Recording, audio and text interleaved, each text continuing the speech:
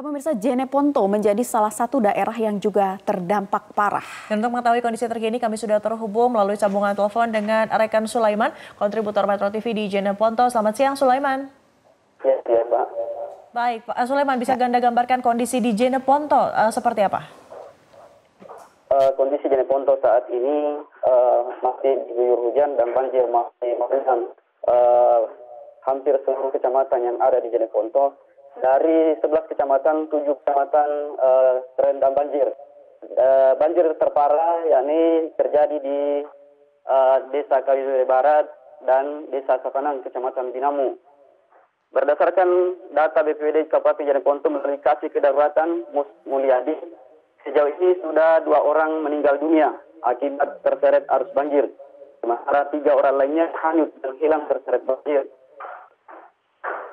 Ya, baik, halo? Sulaiman, dikonfirmasi ya, dari 11 kecamatan, 7 yang terkena banjir paling parah dan sudah ada 2 korban jiwa, betul demikian?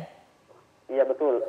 Baik, 3 orang yang tadi terseret oleh banjir ini masih dalam proses pencarian atau sudah ditemukan?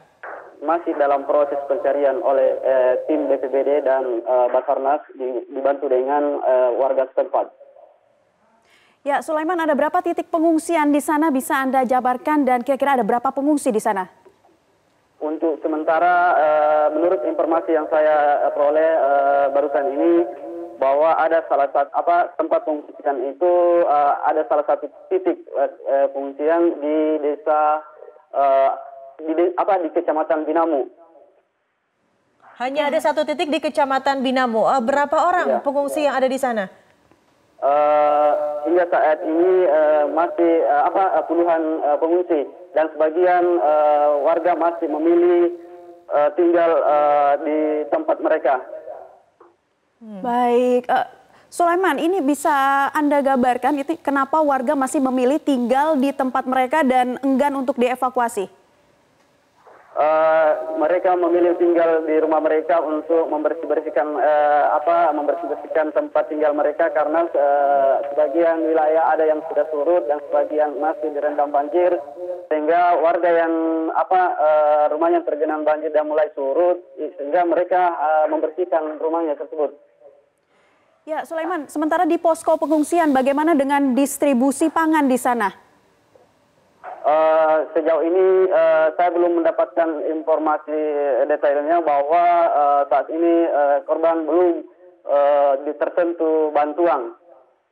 Baik, Sulaiman, tadi teman kami di Makassar berkata bahwa mereka banyak yang optimis dalam waktu 2 hari ini banjir akan surut. Apakah ini juga sama dilaksanakan oleh teman-teman atau saudara-saudara kita di Jeneponto? Mereka juga optimis banjir akan surut, lalu itu dia yang membuat enggan untuk pergi ke pengungsian? Bisa saja itu terjadi, tapi kalau melihat situasi dan kondisi cuaca yang ada di Jeneponto saat ini, di mana hujan masih terjadi dan sebagian juga masih tergenang banjir, seperti misalnya di Jalan Poros Pakaterang, Kecamatan Binamu, di mana jalan ini yang menghubungkan beberapa kabupaten atau daerah di bagian selatan Kota Makassar masih tergenang banjir. Oke, baik. Sulaiman, dari tadi pagi hingga sore hari ini di Jeneponto kondisi cuaca seperti apa? Bisa Anda gambarkan? Kondisi cuaca saat ini masih hujan, tapi masih hujan ringan. Hujan ringan, baik. Ya, apakah dengan para petugas di sana ada bantuan dari mana saja nih, Sulaiman? Mulai dari kemarin, tim dari pihak Polres Jeneponto dan Kodim 14 2005 Jeneponto melakukan evakuasi terhadap korban dengan menggunakan perahu karet yang dimiliki oleh kedua instansi tersebut.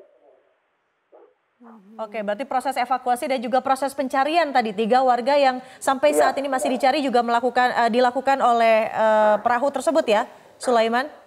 Iya, betul. Baik, dari 11 tadi Anda sebutkan 11 kecamatan ini titik mana yang paling parah dan himbauan apa yang sudah disampaikan oleh pemerintah setempat? Dari 7 kecamatan, 2 di antaranya yang paling terparah yakni dari Kecamatan Binamu, ya tepatnya di Desa Sapanang. Karena di sana ada puluhan rumah terendam banjir dan banjir setinggi kurang lebih 2 meter. Sementara banjir tepat juga terjadi di Desa Kayule Barat, tepatnya di Kecamatan Suratea. Bahkan dikabarkan rumah kepala desa juga ikut hanyut di sana. Ikut hanyut. Oke, baik. Baik. Sulaiman, terima kasih atas informasi Anda melaporkan langsung dari Jeneponto, Sulawesi Selatan. Ini kita doakan sama-sama pencarian 3 warga yang masih dalam proses pencarian akan segera ditemukan. Iya, pemirsa, akibat banjir yang menggenangi Jalan Trans Sulawesi di Kota Makassar, Sulawesi Selatan membuat ratusan kendaraan yang nekat menerobos genangan banjir mogok.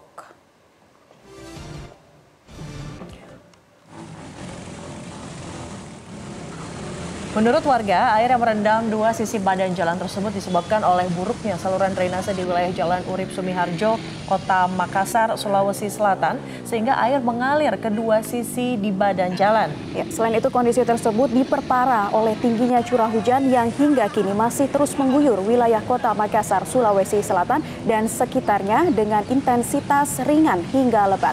Saat ini ketinggian air yang merendam jalan tersebut berkisar antara 40 hingga 60 cm. Ya, selain menyebabkan banyaknya kendaraan roda 2 yang mogok, akibat banjir tersebut juga mengakibatkan kemacetan panjang di jalan antar provinsi tersebut.